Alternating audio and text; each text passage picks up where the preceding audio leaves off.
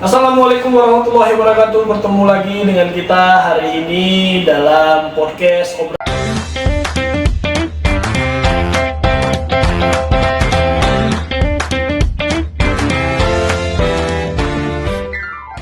Nah, hari ini kita lagi kedatangan senior, ya kan?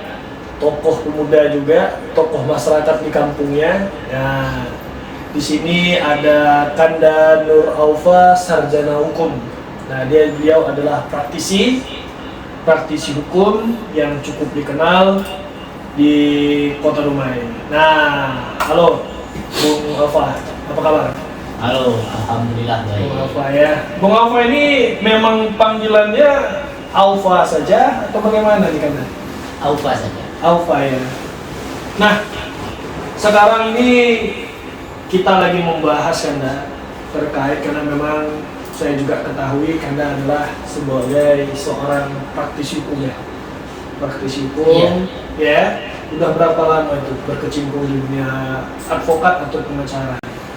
Kalau berhitungnya saya juga bingung nih hitung tahunnya, karena saya awal aktifnya itu kan di lembaga bantuan hukum di bawah naungan YLBHI. Tapi kalau profitnya sih mungkin bisa dihitung tahunnya sih semenjak pengangkatan ya. Sejak pengangkatan. Kalau dihitung, kalau zaman advokat sekarang untuk mengikuti itu kan dihitung sejak pengangkatan sumpah. Nah, kira-kira sepengetahuan Kanda pada tahun berapa itu udah berkecimpung? Walaupun dulu memang di YLBHI kan. Kalau nggak salah pengangkatan saya itu masih nggak salah ya 2008 di Yogyakarta. Di Jogja. Berarti kalau di tahun 2008 sudah dinyatakan sebagai advokat, berarti sekarang tahun 2025 udah berapa belas tahun itu ya? Udah 20? Belum lah. Belum ya? Belum. Di bawah itu lah ya? 18. Mungkin 18. 18. Oh, berarti kemarin itu di Jogja? Di Jogja. Nah, Kanda alumni kan untuk jadi pengacara harus berlatar pendidikan sarjana hukum toh? Iya. Iya kan? Di mana? Saya alumni Universitas Andalas. Alumni UNAN? Iya. Di Padang ya? Di Padang. Tapi kok bisa bersumpah di Jogja saat itu, gimana ceritanya itu? Kebetulan mungkin karena saya lebih banyak aktif di dunia di dunia NGO pada saat itu. NGO. Sebelum aktif di dunia pengacara praktisi hukum advokat ini, saya banyak aktif di dunia NGO. Banyak terkait dengan kegiatan-kegiatan itu lintas daerah dan lintas provinsi juga, atau lintas pulau. Akhirnya saya sampai juga ke Jawa. Akhirnya ke Jawa. Pasti mulai berkecimpung dari Sumatera, hijrah ke Jawa. Ada beberapa daerah lain juga di Indonesia. Kemudian terakhir akhirnya menetap di Jawa. Ya, di sini juga kita lihat portofolio Bung Aufa. Kita lihat di sini banyak juga pendidikan yang udah ditempuh tapi nggak selesai. Ini gimana ceritanya sih? Atau memang hanya sekedar seperti Bung Rocky, hanya dapat ilmunya saja, udah dapat intisarinya, udahlah nggak usah lagi melanjutkan. Karena memang dalam konteks statement dari Rocky Gerung yang kita ketahui, ijazah itu hanya tanda orang pernah bersekolah, tapi untuk ilmu nggak punya. Itu gimana tanggapannya itu? Ya, kebetulan mungkin saya hampir sejalan dengan itu ya. Hampir sejalan ya? Iya. Kebetulan saya pernah menempuh pendidikan S2 di beberapa universitas. Ya saya lihat di portofolio ada beberapa S2 tapi nggak selesai atau bagaimana atau gimana nih kan. Ini menarik nih, atau memang alirannya sama kayak aliran Bung Rocky Gerung ini kan? Tidak pernah selesai memang. Di beberapa universitas sebelumnya ada, kalau nggak salah 2 atau 3 universitas, itu mungkin saya merasa tidak ada lagi ilmu yang bisa saya peroleh di kampus itu.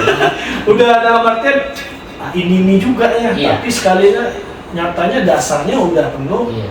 Yang dalam artian mungkin aku hanya mencari ilmu yang nggak tahu, sudah dapat aku caw gitu ya. Iya. Terakhir saya agak lama itu di Universitas Airlangga. Di Airlangga. Kebetulan memang karena basic saya tidak ada di hak kekayaan atas intelektual, hampir seluruh mata kuliah diselesaikan. Oke. Tapi tidak lanjut ke untuk penyusunan tesis dan sebagainya ya. Emang S1 dulu, karena konsennya terhadap studi ya, kan kena hukum. Konsen mata kuliahnya yang mana? Kalau S1 saya malah basic saya itu administrasi negara. Han. Administrasi, tapi kalau kita lihat portofolio, saya lihat di pandangan direktori Mahkamah Agung, saya lihat ada nama Kanda juga, tapi banyak berkecimpung di pidana. Nah ini bagaimana nih? Ya kebetulan begini, saya memang basic keilmuan saya di hukum administrasi negara S1-nya. S1. Tapi kan kita mengambil program studi ilmu hukum, jadi tidak menutup kemungkinan kita juga belajar ilmu-ilmu hukum yang lainnya secara ini. Kemudian pada saat saya masih kuliah pun saya lebih aktif juga, lebih banyak juga berkecimpung di dunia advokasi, pendampingan masyarakat marginal. Ya, masyarakat marginal. Makanya terjun langsung kebanyakan pidana, walaupun konsen belajarnya saat itu pendidikan administrasi negara. Karena saya melihat seperti ini, ada pisau analisis tertentu dalam kasus pidana, yaitu terkait juga dengan kebijakan negara. Kebijakan publik lah ya. Dan itu adanya di HAN. Iya, tentang administrasi. Iya. Jadi dari situ pun kita bisa melihat menjadi salah satu pisau analisis dalam pidana juga. Oh begitu, makanya saya lihat banyak berkecimpung di dunia itu. Nah, berarti kita kembali flashback lagi, tadi menjadi advokat dan berkecimpung di YLBHI ya, Yayasan Lembaga Bantuan Hukum Indonesia. Kan banyak LBH mana nih? Awalnya di LBH Padang. LBH Padang. YLBHI Padang ya. YLBHI LBH Padang. Oh YLBHI LBH Padang. Oh berkecimpung di situ. Kemudian juga pernah menjadi koordinator dari KJI Ekosop. Oh KJI Ekosop. Iya. Itu komunitas advokasi jaringan investigasi hak ekonomi sosial budaya di Sumatera Barat. Oh gitu. Emang lulusan UNAN kita lihat banyak para tokoh-tokoh yang kita lihat sekarang yang berkecimpung di pusat, luar biasa ya Anda ya. Nah, dari tahun itu baru di tahun 2008 maaf, itu baru disumpah. Nah, untuk menjadi syarat sebagai advokat, ya kan otomatis ada aturan ini kan? Ya kan, bukan sekedar orang sarjana hukum belum tentu pengacara. Iya kan? Kan ada tahapan-tahapan yang harus dilalui. Bisa Anda sharing buat para penonton yang ingin berkecimpung di dunia advokat juga biar tahu, oh ini tata cara, oh ini mekanisme sebagai advokat gitu. Seingat saya ini juga sebetulnya berdasarkan undang-undang juga sebetulnya. Undang-undang advokat ya. 18/2003.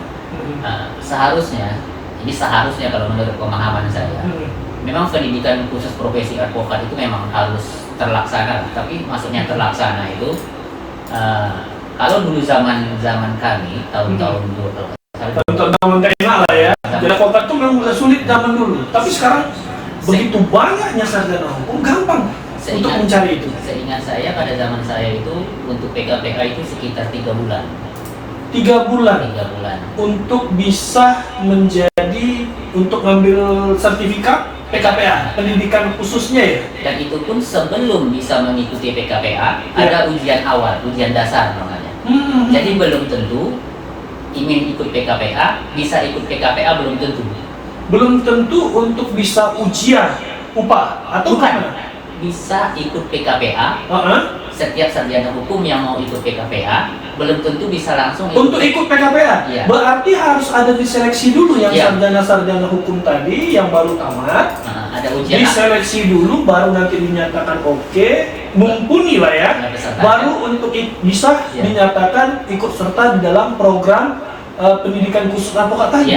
Jadi begitu ya? Ada standar minimal dulu untuk menentukan orang itu bisa berlanjut ke PKPA-nya dulu. Berarti betul-betul disaring. Itu memang saat baru-baru undang-undang itu juga baru diterbitkan ya, undang-undang advokat itu ya. Oh, setelah nyatanya seperti itu, setelah PKPA sekitar 3 bulan. Kita biasanya akan menunggu jadwal ujian profesi advokat.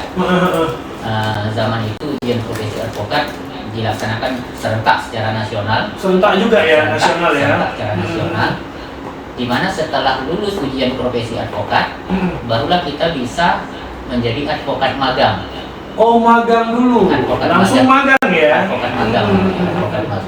Dan itu kita harus menjalani proses magang 2 tahun namanya.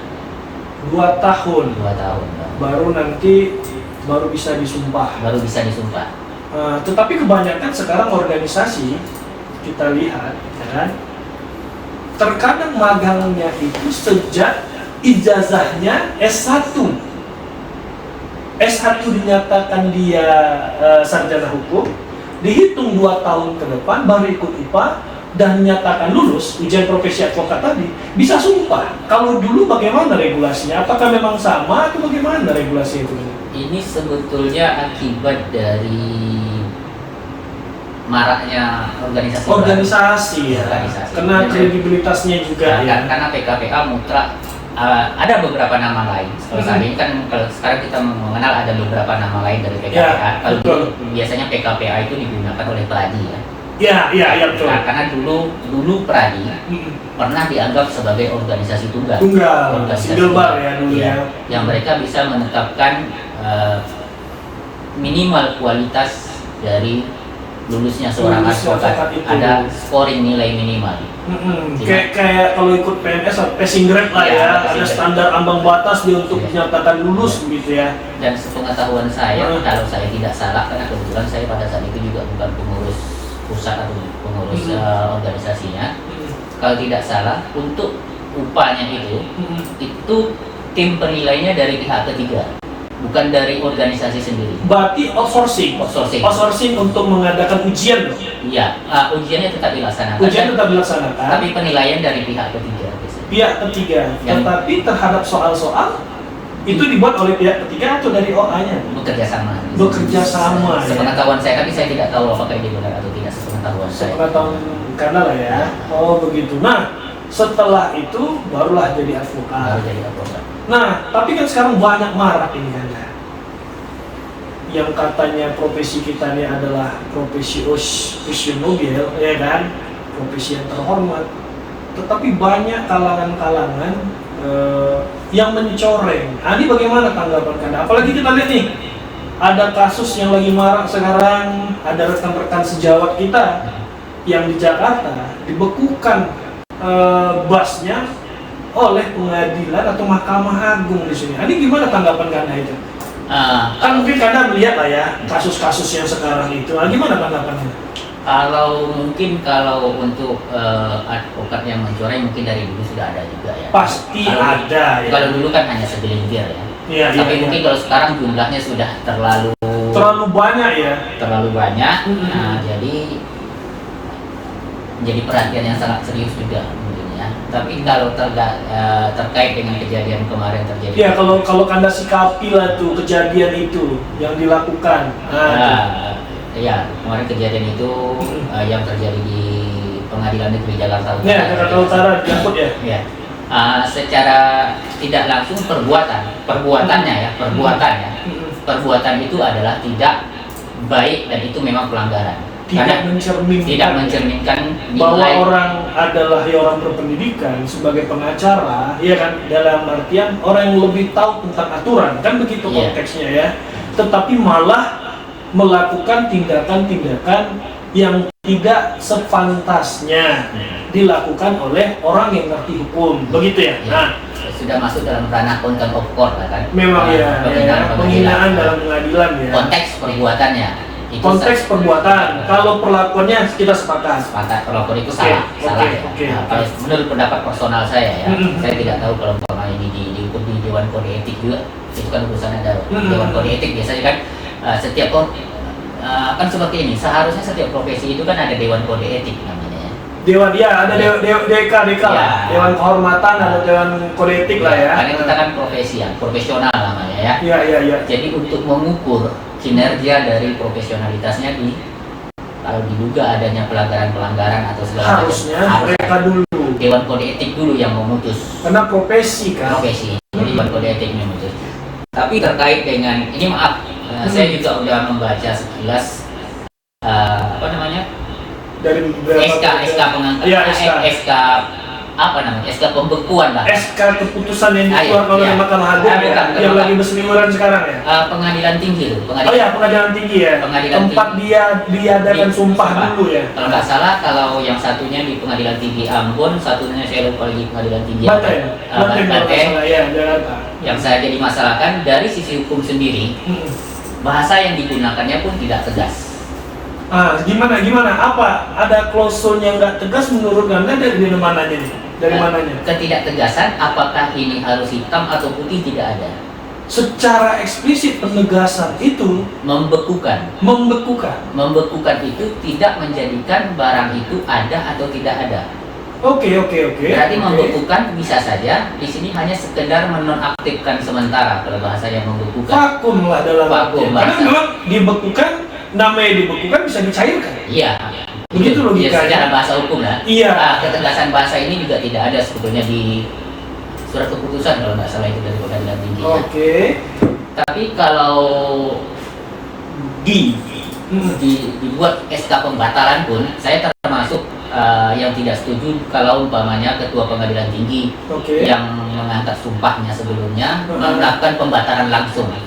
Oh begitu. Iya. Kenapa? Pasti ada aturan atau mekanisme dong yang harus dijalani Iya, seharusnya. seharusnya. Karena hukum itu tidak ada ujuk-ujuk langsung ke atas tindakan itu.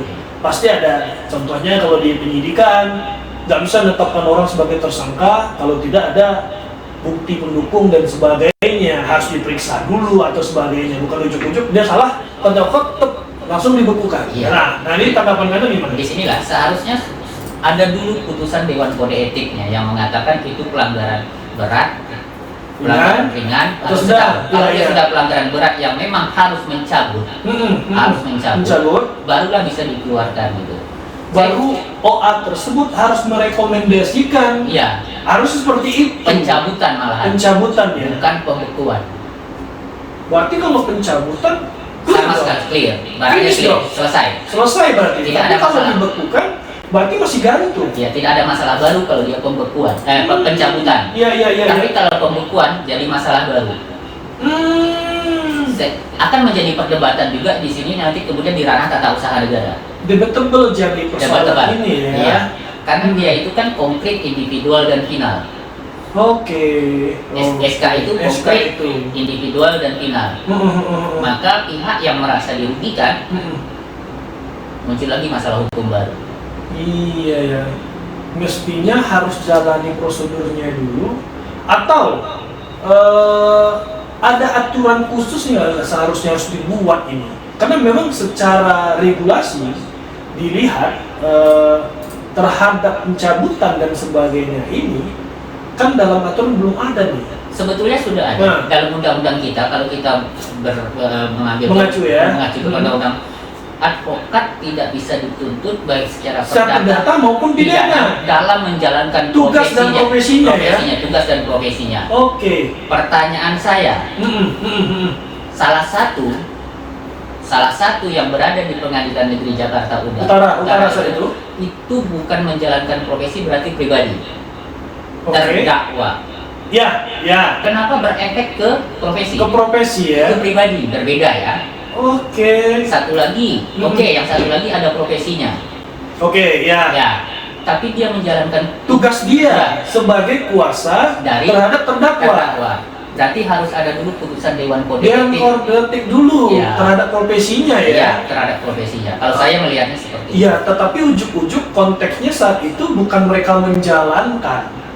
Ya, contoh yang satu sebagai terdakwa, yang satu sebagai kuasa terdakwa. Tetapi implikasinya terdakwa juga kena cabut dan dibekukan. Clear ya? Ya. Oke. Jadi kita harus membedakan. Jangan samakan Aufa sebagai Nur Aufa dengan advokat Nur Aufa, karena itu profesinya. Iya, yang melekat pada diri dia menjalankan tugasnya, gitu ya? Iya, itu berbeda. Berarti memang perbuatan tersebut kita lihat masih prematur lah ya yang dilakukan. Kalau saya Mahkamah Agung sekonyong-konyong kena viral, desakan publik atau desakan yang mungkin makanya dilakukan pembukaan. Tapi kalau kita tengok secara konteks hukum itu salah atau kurang tepat dilakukan oleh Mahkamah Agung atau melalui PT ya, Pengadilan Tinggi. Delegasi ke PT. Oh begitu. Dan saya melihat juga mulai tidak stabil ya profesi advokat ini juga ya. akibat SKMA. SKMA SK Mahkamah Agung ya 2009 ya. SKMA nomor kalau nggak salah saya nomor 17. Oke lah, SKMA lah ya, keputusan Mahkamah Agung yang memberikan kebebasan kepada untuk organisasi advokat berdiri. Betul, secara undang-undang kita masih perdebatan mengenai sah atau tidaknya OA tunggal. OA tunggal, yang single bar yang dulu berkecimpung menjadi satu ada 8 OA bersepakat untuk jadi satu organisasi itu Peradi saat itu ya. Kita nengok historikalnya ya. Secara histori kita masih debatable kalau masalah itu karena terkait dengan penerapan aturan-aturan yang ada di undang-undang. Saya termasuk yang menganggap itu juga bermasalah. Oke. Tapi permasalahan ini jangan dibuat menjadi kegaduhan yang makin merugikan profesi. Ini yang saya tidak setuju sebetulnya. Gak sepakat kita gitu ya. Kalau memang ada itu mesti dibina atau dibenahi dulu hal itu ya. Kesulitan sekarang dengan banyaknya jumlah OA. Kalau nggak salah saya. Ada berapa sekarang? Ada 92 atau lebih ya? 100 saja sudah lebih kalau nggak salah. Udah 100 OA. Kita juga tidak hafal juga. Kita sendiri tapi udah berpuluh lah ya. Puluhan lebih. Puluhan lebih. Oke. Ini juga akan susah mengakomodir menjadi mengontrol menjadi single bar ya. Pertanyaannya adalah nilai dan kualitas masing-masing OA berbeda-beda. Itu jadi permasalahan juga. Oke, kita lakukan pemutihan umpamanya. Betul. Apakah semua bisa menerima? Gak akan mungkin. Nah, itu jadi permasalahan. Karena begitu banyak. Cuma kalau saya sekarang melihatnya lebih kepada perlunya Dewan Kode Etik Tunggal.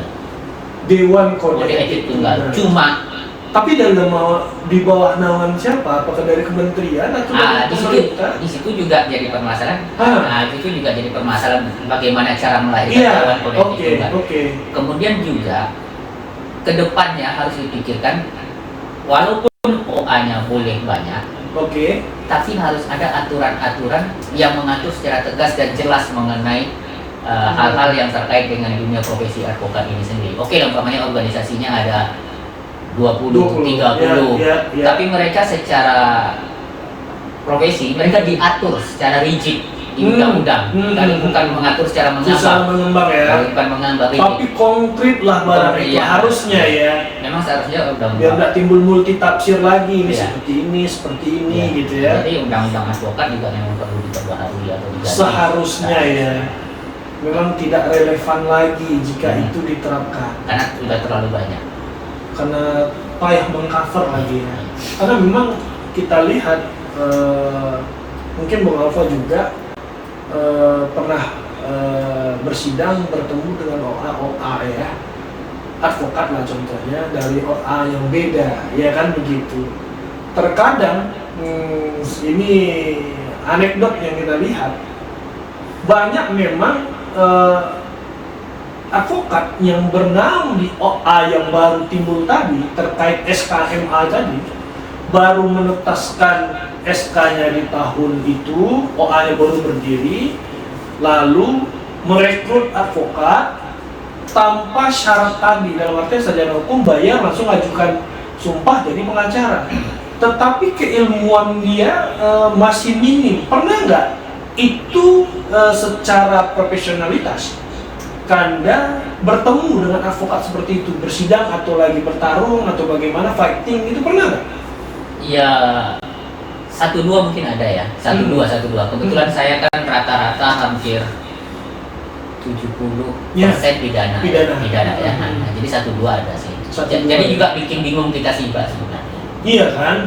Ini gimana aturannya? Ini mainnya gimana kok masa nggak paham? Hal-hal dasar saja kadang ya maaf, hal-hal dasar saja kadang jadi sesuatu yang bagi kita ya mau bagaimana ya, faktanya di lapangan itu ada. Iya ya, faktanya memang ada kejadiannya ya. Dan yang saya takutkan adalah di sini, ini maaf, ini maaf. Ada anggapan di masyarakat, Iya. ini maaf, habis tapak sepatu untuk melamar kerja, Oke. karena tidak ada pekerjaan yang dapat masuk ke Masuk sebagai apa? Sebagai aparatur negara Aparatur tidak negara? bisa, di perusahaan juga tidak Banting setir masuk. ya? Banting setir Untuk jadi itu. advokat. Oh iya, memang ini fenomena nih memang, karena memang tidak ada lingkup untuk kerja lagi. Iya. Udahlah, ambil aja lah kuliah, misalnya itu saja jadi advokat ujung-ujungnya. Iya. Atau banting setir nggak bekerja contohnya, yaudah, bukan menghina profesi, maaf. Ada juga rekan-rekan udah jadi wartawan, jadi LSM, Iya. ujung-ujungnya jadi pengacara. Sebegitu gampangnya ya. Padahal seharusnya kalau kita bicara dari awal, kita bicara dari sejarah lahirnya advokat, Ya. atau pembela umum Story, atau ya. story-nya, riwayat filosofisnya, Iya. itu adalah orang-orang yang terpanggil seharusnya. Jiwanya untuk yang membela iya. untuk menegakkan keadilan Iya.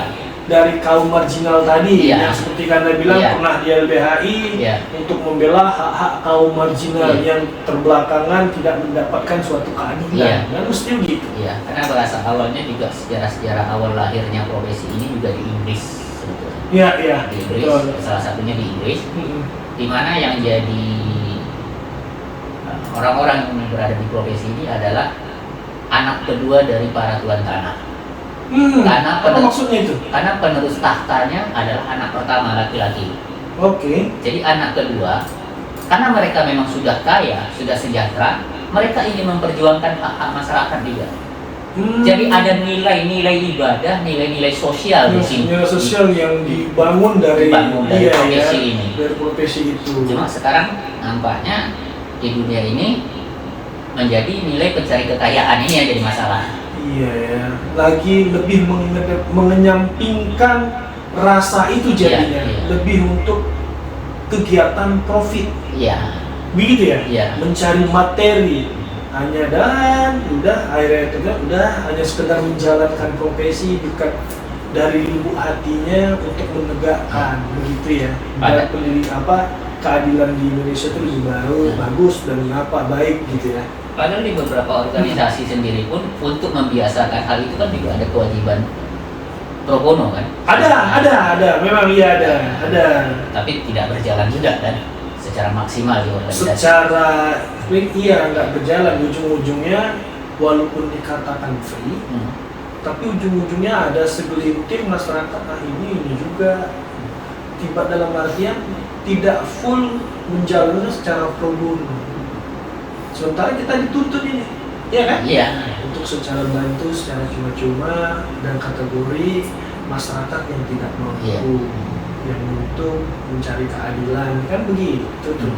Tapi juga kita lihat sekarang nggak juga efektif, Iya, masih jauh. masih jauh kata dari panggang Dari ya, api dari panggang gitu ya. Oh berarti kita lihat kasus yang sekarang itu memang kalau bisa saya simpulkan memang tindakan itu secara cepat diambil tanpa memikirkan tadi lah ya, karena langsung memutuskan dan membekukan. Mestinya harus jalani dulu prosedur mekanismenya secara teratur baru bisa diputuskan. Seharusnya enggak ujuk-ujuk nyata bersalah kata court. Nah tapi kita lihat di beberapa media nih, di berita, tapi pengadilan membuat laporan ini. Ya jadi gini, itu proses penegakan hukumnya, silakan boleh. Oke. Boleh, proses penegakan hukum. Penegakan hukum, ya, silakan. Itu ranahnya. Ranah. Tetapi yang kita kritisi sebenarnya Anda, tetapi prosedur pembekuan basnya tadi yang harus menjadi konsen kita, harus sesuai prosedur dan mekanisme. Gitu. Karena pertanyaan saya seperti ini. seandainya ke depan, Iya, iya. ini anggaplah diri saya nih. Betul, betul. Mana tahu kita akan kena, ya kan gitu kan? Apalagi saya juga Logikanya, banyak menangani pro bono. iya, iya. Saya mengajukan protes terhadap hak-hak tersangka, hak-hak terdakwa. Ah. Saya protes. Lagi bersidang nih Lagi bersidang. konteksnya. Iya. Kemudian hakim merasa nggak perlu ini. Ya saya kata akan memperjuangkan hak karena di sini adalah penegakan hukum yang saya pikirkan. Betul, sesuai KUHP kita menjalani, Iya. kita keberatan. Iya. Tetapi karena ada hakim yang sifatnya baper, mana tahu nih bawa perasaan, udah aku yang punya tonggak di sini, keputusan final aku. Kau melawan ini, itu kacau juga Iya. penegakan hukum kita. Yang kita takutkan nanti terjadi like and dislike dalam membuka bas seorang advokat. Iya ya, dengan segampangnya misalnya nggak suka dengan advokat terus dilaporkan, dibekukan. Iya. Itu Sementara kita meminta sesuai aturan. jadi- Iya. Iya juga, itu implikasi Iya. nanti jika memang ini dijadikan bacon Iya. atau barang contoh gitu ya. Karena memang secara hukum kita dilindungi.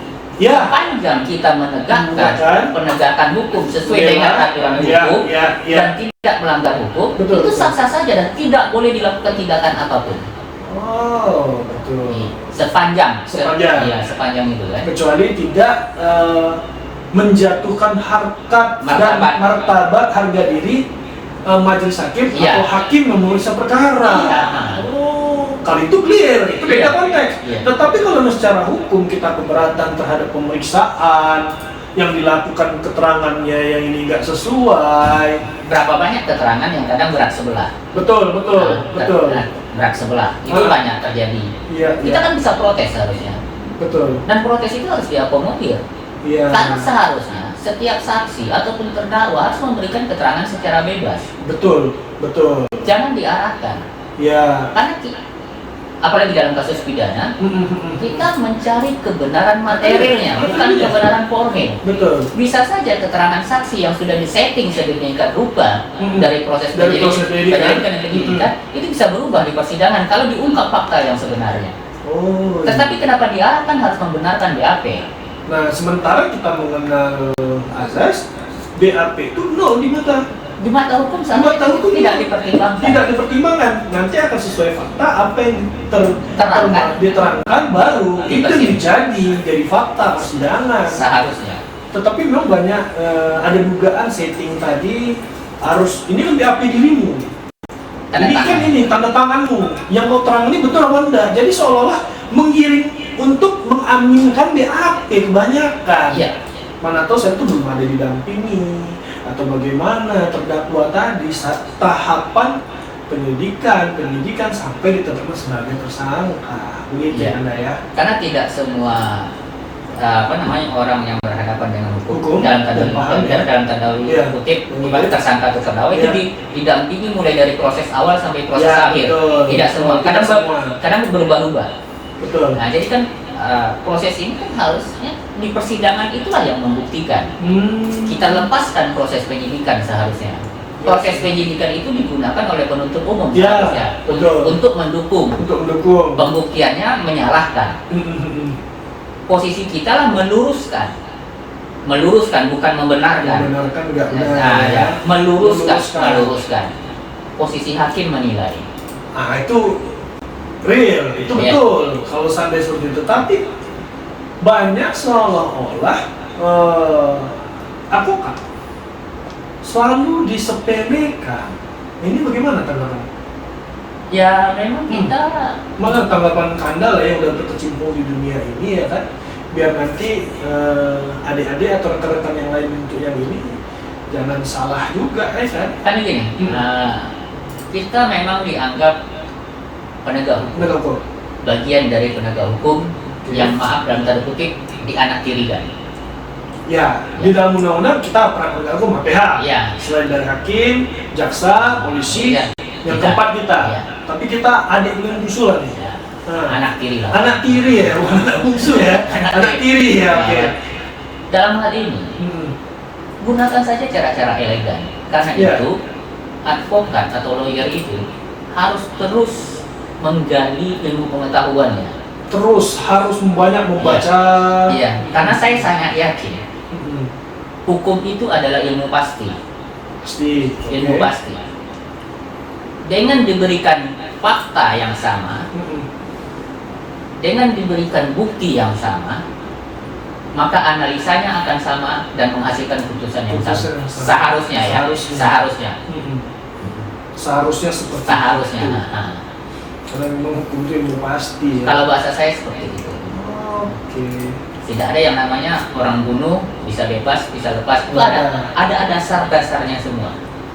Yang memenuhi unsurnya apa, alasan kalaupun harus bebas atau lepas, alasan pembenarnya apa, ya, alasan kealpaan dia kenapa melakukan itu, iya harusnya seperti itu ya. Memang harus jeli untuk melihat itu, dan kita minta hakim sebagai perpanjangan tangan Tuhan juga harus adil untuk memutuskan, seharusnya seperti itu ya kan? Iya.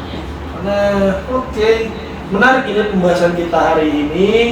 Nah, mungkin kalau saya tangkap dari kesimpulan Kanda, terima kasih telah hadir di podcast Obras, obrolan santai kita terkait pencabutan BAS yang tidak dalam artian tidak semestinya seperti itu, tapi harus jalankan dulu mekanisme yang prematur. Masih prematur kita anggap ya. Mungkin itu. Terima kasih Kanda telah hadir. Semoga sehat selalu, semoga profesi advokat ini masih sebagai profesi yang mulia dan bisa membawa kedamaian atau keadilan bagi para pencari keadilan. Terima kasih. Saya ucapkan sampai ketemu di lain waktu dalam agenda podcast Obras, obrolan santai.